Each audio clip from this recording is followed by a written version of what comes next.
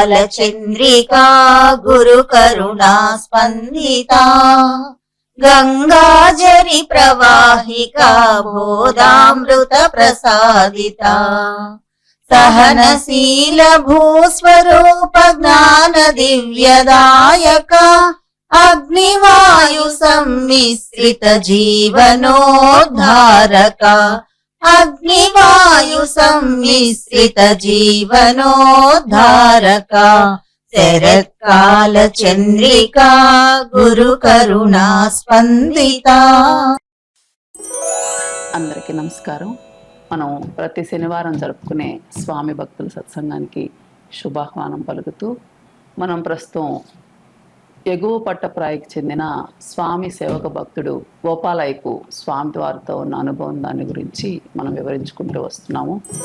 ఆత్మీయులారా, గోపాలయ్య గురించి, రావి గోపాలయ్య గురించి, మన కోటి తీర్థం గోపాలయ్య గురించి, స్వామి భక్తుడు గోపాలయ్య గురించి చెప్పుకుంటున్నాం మనం. నిజంగా ఈరోజు గోపాలయ్య గారి ఉండి ఈ సత్సంగాన్ని చూస్తే ఎంత సంతోషపడేవాడో అనిపిస్తోంది. బహుశా ఎక్కడ ఉన్నా ఆయన ఆత్మ శాంతిస్తుందని మనం భావిస్తూ గోపాలయ్య ద్వారా తెలిసినటువంటి స్వామి దివ్య లీలా విశేషాలను ఇప్పుడు ఒకసారి గుర్తు చేసుకున్నాం. మర్రిపల్లికి చెందిన ధర్మాబొట్ల సుబ్బుసుందరమ్మ గారు టీచర్గా ఉన్నారు. ఆమె ఇనుకుర్తి స్కూల్లో పనిచేసే రోజుల్లో స్వామివారు అక్కడికి తరచుగా వచ్చేవారని, ఒక్కోసారి 15 రోజులు 20 రోజులు కూడా ఆ స్కూల్ ముందు గుండం వేసుకొని అక్కడ స్వామివారు ఉండేవారు. హైదరాబాద్లో నన్ను టీచర్గా ట్రాన్స్ఫర్ చేసుకున్నాను. గవర్నమెంట్ ట్రాన్స్ఫర్ జరిగింది. వచ్చాను. అప్పుడు ఇక్కడికి వచ్చిన తర్వాత కూడా నాకు స్వామిని గురించి తెలియదు. అయితే ఇంట్లో వాళ్ళందరూ, ఊర్లో వాళ్ళు అక్కడక్కడ చెప్పుకుంటుండేది. ఇక్కడ వెంకయ్య స్వామిని ఒక ఆయన ఉన్నాడు, చాలా బాగా చెప్తాడు, ఆయన ఏదంటే అది జరిగిపోతుంది అని ఏవో కొన్ని ఇన్సిడెంట్స్ వాళ్ళకి తెలిసినవి చెప్తుండేవాళ్ళు. అట్టా వెంకయ్య స్వామి గురించి విన్నాను. ఆయన అంత గొప్పవాడంటే ఆయన అసలు మీరు చూస్తే ఆయన దేవుడు, ఆయన చెప్తాడని అనుకోరు, ఎవరో పిచ్చోడు దారిన పోతున్నాడు అని అనుకుంటారే కానీ ఆయన చూస్తే అసలు మీరు ఆయన స్వామి అనే సంగతి కూడా మీకు అర్థం కాదు, మీరు ఈయన ఏంది లేని కూడా వెళ్ళిపోతారు, అట్టుంటాడు ఆయన అని చెప్పారు. గుర్తులు కూడా చెప్పిన తర్వాత సరే ఎప్పుడు చూస్తాం, మళ్ళీ మా రొటీన్ వర్క్లో మేము ఉండేవాళ్ళం. మేము ముగ్గురం ఇనుకుర్తి స్కూలు, అప్పుడు ఎలిమెంటరీ స్కూల్ ఊళ్ళో ఉండింది, ఆ స్కూల్లో పనిచేసేవాళ్ళం. నేను, మా పినమామ గారి కూతురు, మా ఆడబిడ్డ, ఇంకొక సారు, ముగ్గురం వర్క్ చేసే దాంట్లో వర్క్ చేస్తుంటే ఆయన ఊర్లోకి వస్తుండేది. వెంకయ్య స్వామి వచ్చాడు, కారి రామస్వామి అని ఉండేది, వాళ్ళ ఇల్లు అక్కడే ఉండేది. ఆ ఇంటి దగ్గరికి వచ్చేది. ఆయన భార్య సిద్ధమ్మ అని చాలా మంచి ఆమె, మంచి కళ, ఆ ముఖం చూస్తేనే దండం పెట్టాలనిపిస్తుంది. అటువంటి ఆమె పెద్ద బొట్టు పెట్టుకొని ఇప్పటికి కూడా కళ్ళకి కనిపిస్తూ ఉంటుంది ఆమె వాళ్ళ ఇంటికి వచ్చి వరండాలో బయట కూర్చునేవాళ్ళు. ఎవరింట్లోకి పోయేది లేదు. స్వామి మేము కళ్ళాలో చూసాము. అది అక్కడ కూర్చొని వెళ్తుండేది. మేము వెంకయ్య స్వామి వచ్చాడని అంటే స్కూల్ వదిలిన తర్వాత వెళ్ళి చూస్తుండేది. చూసి దండం పెట్టుకొని వచ్చేసేది. మేము ఈయన వెంకయ్య స్వామి అని అనుకునేది. అయితే అంతకుముందు ఒకసారి మేము ఇనుకుర్తి స్కూల్ని యూపీ స్కూల్ చేసి ఇప్పుడు డేగపూడి పోయే దారిలో అక్కడ స్కూల్ కట్టించారు. అక్కడికి షిఫ్ట్ అయిపోయినాము. షిఫ్ట్ అయిపోయిన తర్వాత అక్కడి నుంచి ఓ రోజు వస్తుంటే వెంకయ్య స్వామి వస్తున్నాడు అని అనుకుంటుండే. ఊళ్ళోకి వస్తాడు వెంకయ్య స్వామి, ఇక్కడ ఉంటాడు అక్కడ ఉంటాడని చెప్పుకుంటేది మొదట్లో, ఇక్కడ పరిచయం కాకముందు కూడా. అప్పుడు ఒకసారి మేము ఎన్బిటి అని ఒక బస్సు ఉండేది మాకు, ప్రైవేట్ బస్సు. అప్పుడు ఈ గవర్నమెంట్ బస్సులు లేవు. మేము స్కూల్ వదిలేసిన తర్వాత పిల్లలను పెట్టేసి అక్కడ బస్సు ఆపితే ఎక్కేసి వచ్చేస్తుండేది. ఒకరోజు అట్లే ఎక్కాం. ఒకరోజు ఎక్కి వస్తున్నాం అన్నమాట. వచ్చి ఆ ఇనుగుర్తి డేగపూడి మధ్యలో దారి ఉంటుంది. వచ్చే దారిలో వెంకయ్య స్వామి డోలీలో తీసుకుపోతున్నారు. అప్పుడు గోపాలయ్య గారిని, రామయ్య గారిని, మల్లిక వెంకయ్యని, నాగయ్య తాత అని వీళ్ళు ఉండేవాళ్ళు. ఆయనతో కూడా ఉండేవాళ్ళు. ఉంటే ఆయన డోలీలో తీసుకొని వస్తున్నారు అన్నమాట. ఆ కండక్టర్ ఏమన్నా అంటే, అయ్యా వెంకయ్య స్వామి పోతున్నాడయ్యా, ఈ బస్సు ఆపండి, ఆయన ఎక్కించుకోండి, లేకపోతే ఈ బస్సు మనకు ఎక్కడికి పోయినా కానీ టైర్ పంచర్ అయిపోవడం, ఇరుక్కుపోవడం ఏదో ఒకటి జరుగుతుంది, ఎక్కించుకోండి అని చెప్పి కండక్టర్ అంటున్నాడు. అప్పుడు మేము కిటికీలోంచి చూసామన్నమాట. ఆయన ఆయన నిరాడంబర మూర్తి. ఆయన చూడంగానే ఎవరికైనా భాగవతంలో పద్యం నాది జ్ఞాపకం వస్తుంది. కమనీయ భూమి భాగములు లేకుండా పడి ఉండటకు దూది పలుపులేలా అనే పద్యం మాకు ఆయన చూడంగానే అనిపించింది అనమాట. అనిపించి సరే ఆయన ఎక్కించుకున్నారు, బస్సు వెళ్ళిపోయింది. మేము మరిపల్లికి వచ్చిందా మేము దిగేసాము. స్వామి చూసి అప్పుడు దండం ఈయన వెంకయ్య స్వామి అంటే, ఈయన వెంకయ్య స్వామి నాకు అలా ఆశ్చర్యం అయిపోయింది. ఈయనే వెంకయ్య స్వామి, ఈయన అంత బాగా చెప్తాడా ప్రశ్నలు అని అంటే బాగా చెప్తారు. అసలు ఆయన ఏదైనా అంటే జరిగిపోతుంది. ఎవరిని చూస్తే ఆయన అంతటా ఆయన వచ్చి మనం అడిగితే కూడా చెప్పేది కాదు, మొహం చూడంగానే ఏదో ఒకటి అనేస్తాడు, అది అడిగింది జరిగిపోతుంది అని చెప్పి చెప్పేవాళ్ళు. అప్పటి నుంచి మా పిల్లలు కూడా మా అమ్మాయి మా అబ్బాయి అందరూ చూశారు స్వామిని. మా బావగారి పిల్లలు నాతో కూడా స్కూల్కి వచ్చేవాళ్ళు అందరూ చూశారు. స్వామి దగ్గర ఉండేవాళ్ళు. 15-20 రోజులు స్వామి అక్కడే ఉండేవాళ్ళు.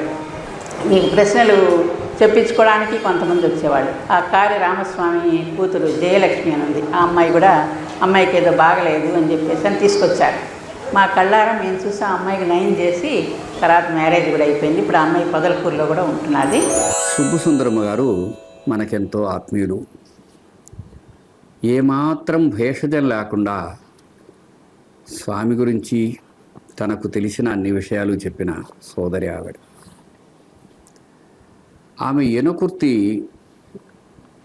ఒక పల్లె, అక్కడ స్కూల్లో పనిచేసేటప్పుడు స్వామివారు అక్కడొచ్చి దూరంగా అగ్నిగుండం వేసుకొని ఉండేవారు.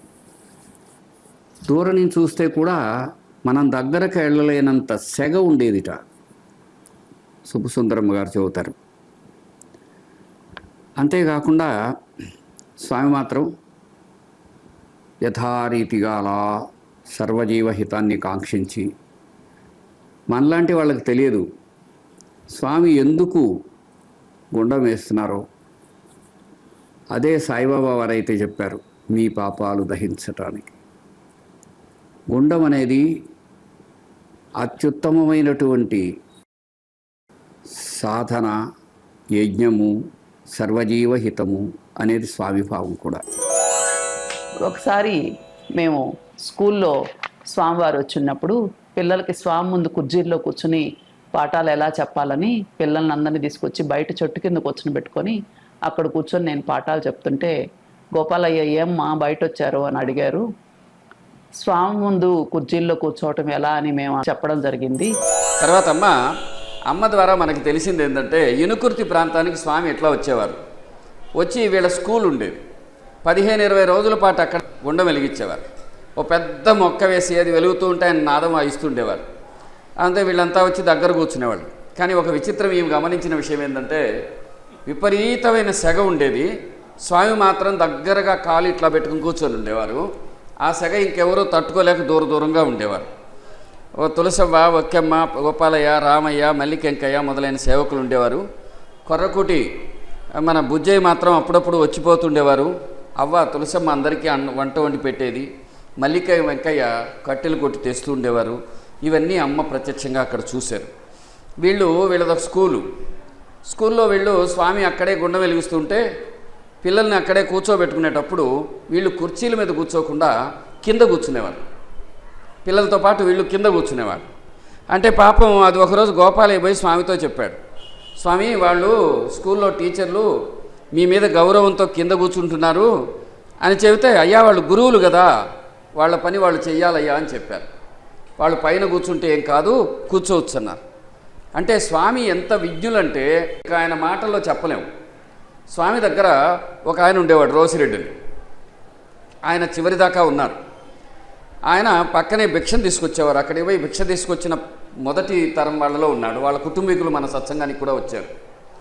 ఆయనను ఒకరోజు స్వామి ఏం చేశారంటే, ఒక పంచ, దాని 2 గుడ్డలు, టవలు, తర్వాత వచ్చి కొంచెం డబ్బులు, 10 రూపాయల డబ్బులు ఇవన్నీ తీసి సమకూర్చి, అయ్యా ఇదిగో నువ్వు తీసుకో, ఒక జన్మలో నువ్వు అయ్యవారివి, చదువు చెప్పిన పంతులివయ్యా, నువ్వు పూజనీయుడివి, గౌరవనీయుడివి అని చెప్పారు. ఈ జన్మలో ఏమో స్వామి సేవకుడు ఆయన, ఒక జన్మలో ఏమో పూజార్హుడట. అందుకని స్వామి గౌరవించగలడు. అంత గొప్ప సంస్కారం స్వామికి ఉండేది. కాబట్టి వాళ్ళు గురువులు కాబట్టి వాళ్ళు పైన కూర్చోవచ్చయ్యా అని స్వామి చెప్పారు. కానీ వీళ్ళు మాత్రం అట్లా కూర్చోలేదు. స్వామికి ఆయన ఆంతర్యాన్ని బయట పరిచే ఒక గొప్ప గొప్ప సంఘటన ఇది. అయ్యా, వాళ్ళు గురువులు అంటే ఏమిటి? బిడ్డలకు బోధ చేయటం కోసం వచ్చారు. వాళ్ళ పనిని వాళ్ళు చెయ్యాలి. అంతేగాని కింద కూర్చున్నారా, పైన కూర్చున్నారా, దానికి ఏ విధమైన సంబంధం లేదు. ఆయన దృష్టిలో ఎవరి ధర్మాన్ని వాళ్ళు నిర్వర్తించడం శ్రేయోదాయకమని ఆయన ఎంత వినయశీలుడై చెప్పారో ఒకసారి ఆలోచించి చూస్తే గుండె గొంతుకలోకి ఇచ్చినట్టుంటుంది. అట్లాగే ఒకసారి స్వామితో ఉన్న ఆ సేవక భక్తులు మమ్మల్ని భోజనం చేయమన్నారు. మేము ఇంటి నుంచి తీసుకొచ్చుకున్నాము అని చెప్పినప్పుడు స్వామివారు, వాళ్ళు బ్రాహ్మణులు కదయ్యా, వాళ్ళ భోజనాన్ని వాళ్ళని తినివ్వండి అయ్యా అని అన్నారని ఈమె గుర్తు చేసుకున్నారు. వీళ్ళు ఒకసారి ఇంటి నుంచి భోజనం తెచ్చుకున్నారు. ఆ స్వామి సేవకులంతా వచ్చి మీరు కూడా భోంచేయమన్నారు. వీళ్ళు మేము అన్నం తెచ్చుకున్నాము, మీరు భోంచేయండి అని వాళ్ళు చెప్పగానే అంటే అప్పుడు వాళ్ళు పోయి స్వామికి చెప్పారు, అయ్యా వాళ్ళు అన్నం తెచ్చుకున్నారంట అని. వీళ్ళు అంటే అప్పుడు అన్నారు స్వామి, అమ్మ వాళ్ళు బ్రాహ్మణులు కదా, వాళ్ళ అన్నాన్ని వాళ్ళనే తిననీయండి అని. అంటే స్వామి విషయంలో నిర్బంధాలు లేవు, బలవంతాలు లేవు. ఎవరెవరు ఏ ఏ మార్గంలో పోతుంటే వాళ్ళని ఆ మార్గంలో పోనిస్తూ సంస్కరించి కాపాడటం ఉంది, అనుగ్రహించడం ఉందన్నమాట. అక్కడుండే సేవకులు అందరినీ అమ్మారండి భోంచేయండి అంటే వాళ్ళు మేము అన్నం తెచ్చుకున్నామని చెబితే వాళ్ళు బ్రాహ్మణులు కదయ్యా, వాళ్ళ అన్నం వాళ్ళనే తిననీయండి అని. ఆయన ఎంత సహనశీలి అంటే ప్రతి వారిని వాళ్ళ అంతరంగంలోంచి గుర్తించి అనుగ్రహించగలగడం స్వామి యొక్క అద్భుతం.